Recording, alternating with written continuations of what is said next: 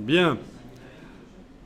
Alors, on va modifier la police de caractère et la taille et peut-être la couleur aussi, pourquoi pas. Bon, différentes choses. Alors, on pourrait sélectionner la totalité du bloc là et aller modifier dans la palette de caractères. Oui, parce que là, il ne suffit pas de cliquer n'importe où. Ça, c'est quand on modifie le paragraphe qu'on peut cliquer n'importe où pour indiquer qu'on travaille dans ce paragraphe et aller dans la palette de paragraphe modifier les choses. Mais ici, on va modifier maintenant le caractère, donc il faut sélectionner tout. Donc je clique, je sélectionne tout, CTRL-A éventuellement, ça sélectionne tout. Le problème c'est que vous voyez, c'est en négatif, c'est pourri. Donc on va faire autrement. Étant donné qu'on n'a qu'un seul style de texte dans ce bloc, on peut faire ceci, le sélectionner le bloc avec la flèche noire.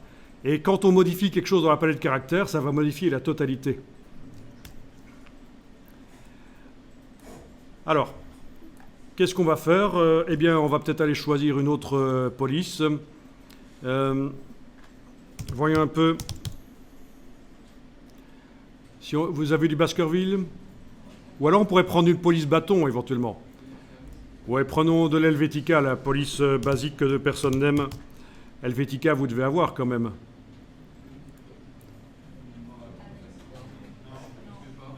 Vous avez de l'Arial?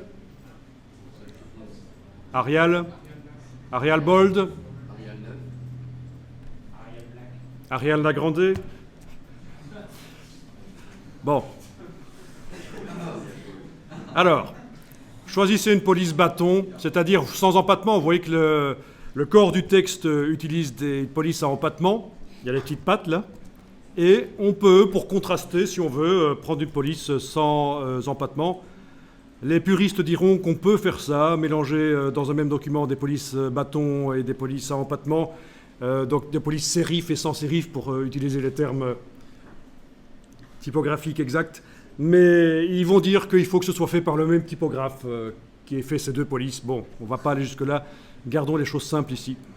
Alors, si vous voulez, vous pouvez aller dans la palette paragraphe, dire que vous allez centrer le texte. En général, attention, les titres, on ne les centre pas. C'est pourri. Si vous centrez les titres, c'est pourri. Vous voyez que les titres ici, on ne les a pas centrés. Ils sont en alignement à gauche.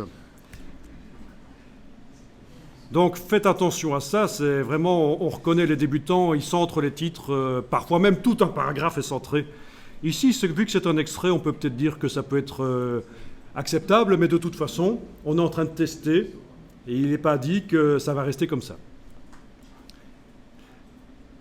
Petit à petit, c'est ça l'idée, hein. Moi c'est l'approche que je vous conseille.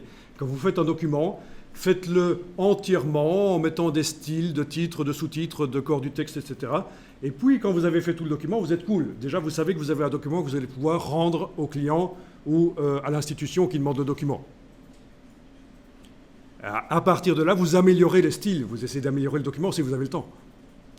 Vous chipotez, vous, au niveau esthétique.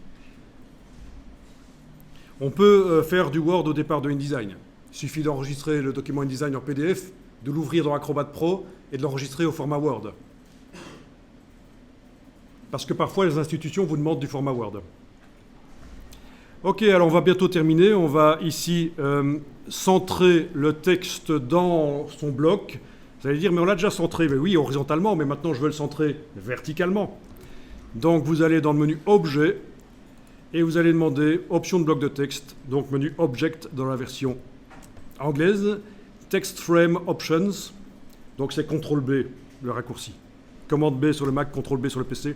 Et ici, vous allez pouvoir dire, tiens, on va centrer verticalement le texte. Avec la case aperçue, vous allez voir directement ce que ça donne derrière. Voilà.